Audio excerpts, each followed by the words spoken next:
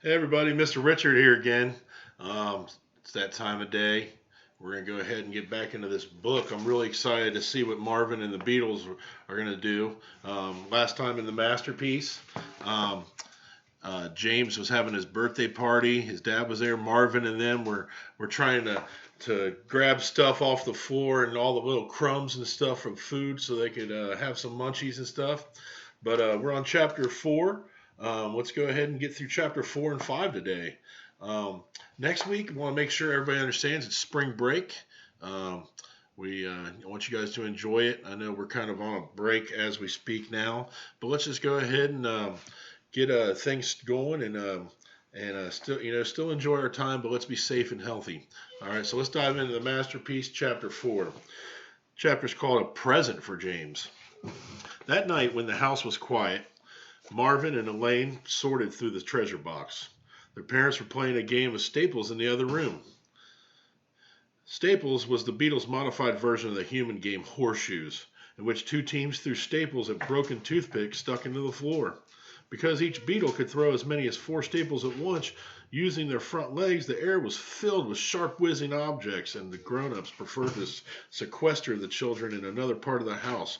Sequester just means they just take them and put them in another part of the house instead of having them where all those little sharp objects are. They're just putting them in another house. Sequester is just a big word that means just putting them somewhere else. So in another part of the house before they began. Watch out, Albert, Marvin heard his mother cry. We have enough holes in the wall as it is. Marvin and Elaine peered into the treasure box looking for the perfect gift for James. There's the nickel, Marvin said. Oh, a buffalo nickel, Elaine cried. He'll like that, do you think? They're rare. He can sell it and buy something better. That's what I'd do. Marvin touched the dull surface of the coin. I guess it's the best thing in here, he said. But I'd rather give him something to keep. Well, maybe he will keep it, Elaine said cheerfully. Boys like to say the silliest things. Look at you with your tack collection. What will you ever use those for? Those are weapons, Marvin protested. Elaine laughed so hard that she fell off the edge of the box and lay on her back, feet waving in the air. Oh, help me! Marvin, turn me over! But Marvin ignored her. He burrowed under the nickel and used his shell to flip it out of the treasure box. Then he heaved it upright and rolled it through the hole in the wall into the black expanse of the cupboard. Marvin, Elaine called, come back! The journey through the dark apartment to James's room was an arduous one. Rolling the nickel across the kitchen tile went relatively smoothly, but hoisting it over the door sills left Marvin exhausted and panting.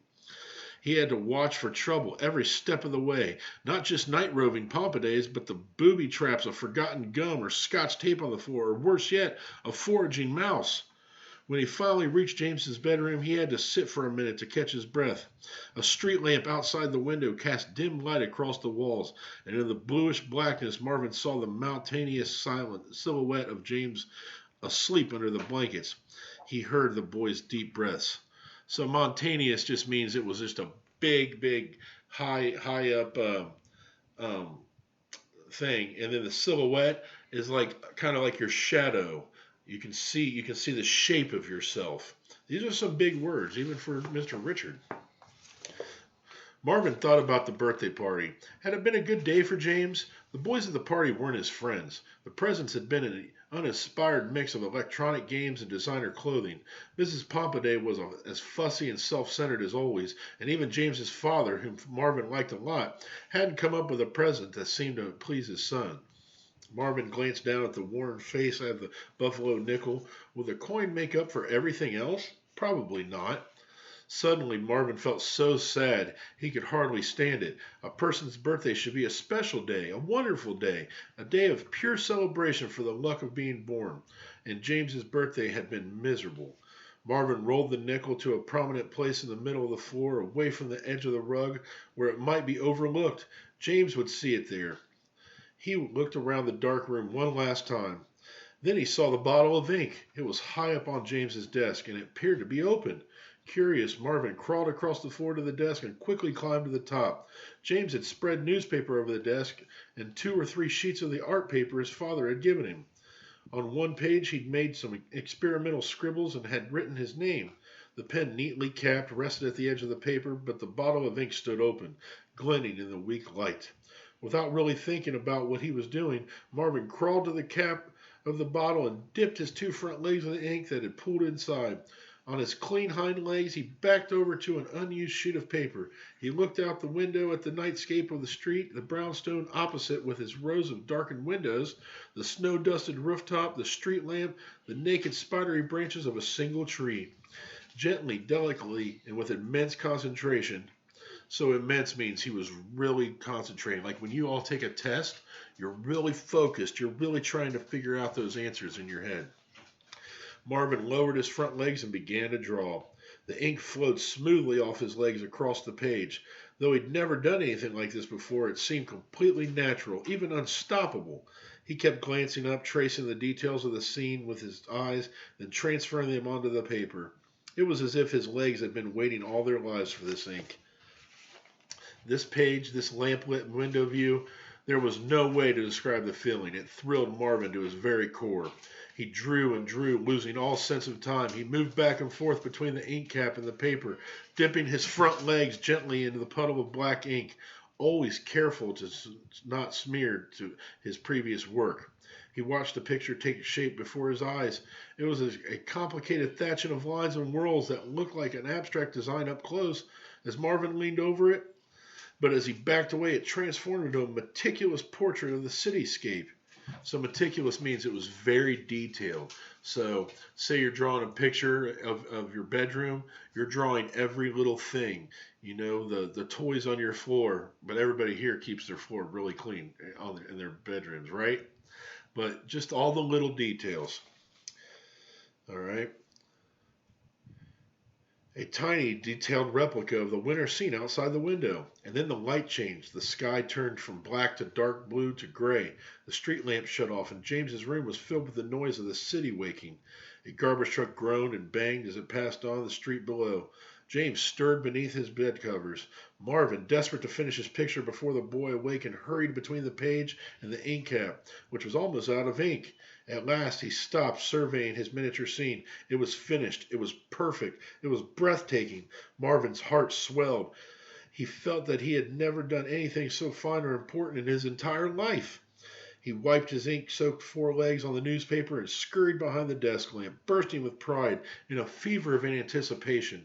Just as James threw off his blanket, James stumbled out of bed and stood in the center of the bedroom, rubbing his face. He looked around groggily, then straightened, his eyes lighting on the floor. "Hey," he said softly. He padded over to the nickel and crouched, picking it up. Good for James, thought Marvin. Of course there was no reason to worry that he'd overlooked it. James turned the coin over in his palm and smiled. "Huh," he said, walking over towards his desk. "I wonder where this came from." Marvin stiffened and then retreated farther behind the desk lamp. James gasped. Marvin watched James' pale face, his eyes huge as he stared at the drawing. He quickly looked behind him as if the room might hold some clue that would explain what he saw on his desk. Then slowly, brows furrowed. This is like how you furrow your eyebrows. James pulled out the chair and sat down. He leaned over the picture. "Wow!" He said, "Wow!" Marvin straightened with pride. James kept examining the drawing, then the scene through the window, whispering to himself, "It's exactly like what's outside. It's like a teeny tiny picture of the street. This is amazing." Marvin crept around the base of the lamp so he could hear the boy better. "But how?" James picked up the pen and uncapped it, squinting. He lifted the bottle of ink and frowned, screwing the ink cap back on. "Who did this?" he asked, staring again at the picture. And then, without planning to, without meaning to, without ever thinking for a moment of the consequences, Marvin found himself crawling out into the open across the vast desktop, directly in front of James. He stopped at the edge of the picture and waited, unable to breathe. James stared at him. After a long, interminable silence, so interminable just means it's kind of like you don't know what's really going on at this moment. You know, it's really quiet, and it's like, what's going to happen next? During which Marvin almost dashed to the groove safety of the waiting behind the desk. James spoke. "It was you, wasn't it?" he said. Marvin waited. "But how?" Marvin hesitated. He crawled over to the bottle of ink. James reached across the desk, and Marvin cringed as an enormous pinkish figure swept tremblingly close to his shell. But the boy avoided him, carefully lifting the bottle and shaking it. He unscrewed the cap and set it down next to Marvin. "Show me," he whispered. Marvin dipped his two front legs in the ink cap and walked across the page to this picture. Unwilling to change the details of the image, he merely traced the line that framed it, then stepped back. With your legs? Like that? Dipping them in the ink? A wide grin full of wonderment and delight spread across James's face. You really did that! A bug!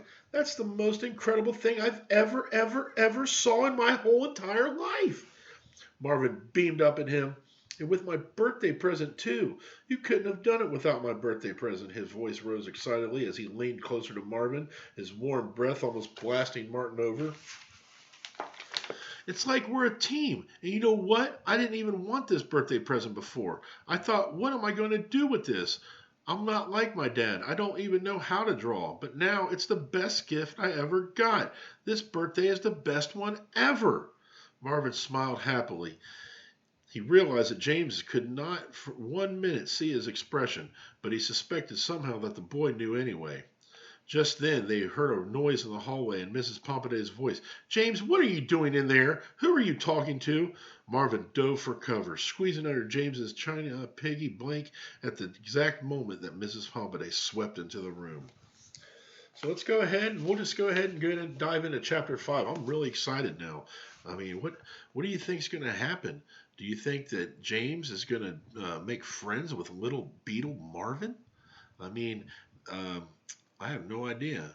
So let me ask you a question. What do you think, or two questions actually. What is the greatest birthday gift you've ever gotten? And what's one birthday gift that you really want one day? So think about that and answer that for me one day. So the next chapter is called It's Remarkable. James leapt away from the desk. Hi, Mom, he said nervously. I'm just getting ready for church. Well, you need to hurry, dear. His mother leaned over to kiss James on the cheek, balancing William on her hip. The baby flung himself forward, burbling excitedly. Yeah. Mrs. Pompidet tried to restrain him. Yes, William, that's James. Can you say James?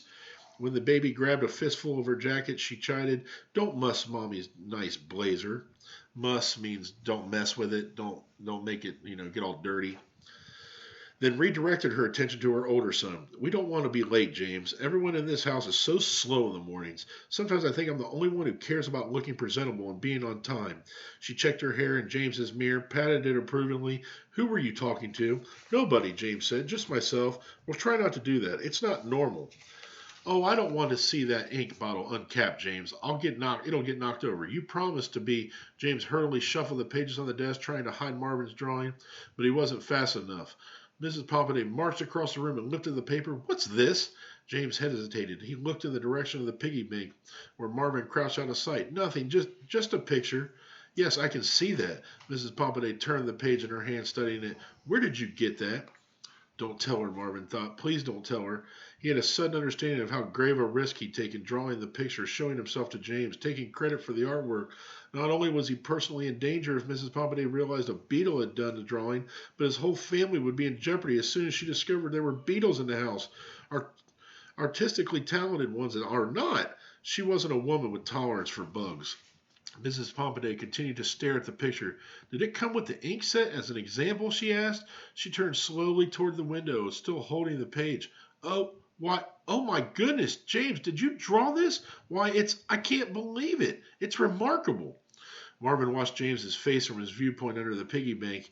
He saw so many feelings chase across it, worrying, then surprise, then a flash of pure joy as his mother exclaimed over the drawing. James, I had no idea you could draw like this. William lunged for the paper and Mrs. Pompidet raised it out of his reach. No, William, mustn't touch. She held it at arm's length, scrutinizing it. So scrutinizing means she's like being real picky about it and just trying to pick out something that was bad with it. I don't understand why your art teacher at school hasn't spoken to me. You're a fantastic talent, dear. Marvin saw James open his mouth to protest and weakly close it. His mother continued to gush. It's astounding. That's what it is. Such cunning detail. I must show it to Bob. She called repeatedly for Mr. Pompidet, who even eventually appeared in the doorway, tightening his tie. Yes? What's the fuss? Bob, look at this. Look at the wonderful picture our James has made. Mr. Pompidet considered the drawing and harumphed. James couldn't have drawn that. It looks like some kind of museum reproduction, like one of those old engravings. I know, Mrs. Pompadé agreed. That's what I thought myself. But look, it's the scene outside James's window. He drew it with his new pen and ink set. Mr. Pompadé took the paper and walked to the window. He surveyed the street and looked back at the picture. Huh, he said, so it is. He squinted irritably at James. Where did you get the art set? From my dad, James said, looking down. For my birthday. That's right, Carl stopped by yesterday, Mrs. Pompadé added in a rush. Dropped off a pen and ink for James. I didn't think much of the idea myself. An 11-year-old boy using permanent ink? But look what James made. Honestly, I can hardly believe it. I never imagined he had this kind of gift. Marvin winced. Mrs. Pompadé went on, I suppose with his father being an artist, I did suspect that James might have some sort of aptitude in that area, but really? Aptitude means kind of has like the same ideas and ways that his father did. You know, he had the aptitude to be an artist. He had the ability to be an artist, I should say. Mr. Pompadé frowned. Carl, this is much better than the hogwash Carl paints. This actually looks like something. I know. Isn't it splendid? I can't wait to show it to the Mortons. They're always purchasing those fancy little sketches at Sotheby's for outrageous sums. Wait till they see what my own child has drawn. Mrs. Pompadé squeezed James's shoulder and William reached for a fistful of his hair. James smiled uncertainly, batting William's hand down. Well, should I get ready for church? He asked. Look at the time, Mrs. Pompadé snapped. Yes, hurry up, James. We have to leave in 20 minutes. He grabbed William from his wife, stopped into the hall. Mrs. Pompadé started to follow him, the drawing in her hand, but James touched her sleeve. Mom, could I keep the picture here with my ink set? Oh, Mrs. Pompadé hesitated. Yes, of course. I'd like to show it to a few people, that's all. It really is so lovely. She placed it regretfully on the desk. You'll be careful, won't you, James, not to spill anything on it. Perhaps you could work on another one this afternoon. James shot an awkward glance at Marvin. I don't know, Mom, maybe, but Dad's coming, remember? And it would take me a while. Oh, I can imagine it would. I don't know when you found time for it yesterday with the party and everything else. She smiled at him again. I can't believe you were able to draw this, James. And think, if you hadn't got that ink set, we might never have discovered this fabulous talent of yours.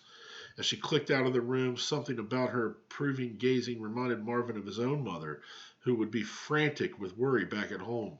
He'd been gone all night. His parents would have no idea what had happened to him. With the coast clear, he sped across the desktop, down the wooden leg to the floor. Wait, James cried, where are you going? But Marvin dashed away, feeling comfortably certain that his new friend wouldn't try to stop him. So, looks like Marvin and James are going to maybe be friends. What do you think is going to happen next? Do you think that James is going to have trouble explaining how he does the art and because he's not really drawing the pictures?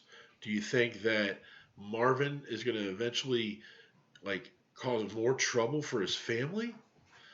Well, just let me say that I'm really excited to get into this book some more. We're only on chapter 6, and there's a lot to go. So let's go ahead and having a great day and be safe and healthy. My dogs are wanting me to take them outside, and that's what they're barking about, so I need to get out to them. You guys have an amazing day. Be safe and healthy, and come back next time, and let's get into the rest of the book on chapter 6. Have a great spring break. Have a good one.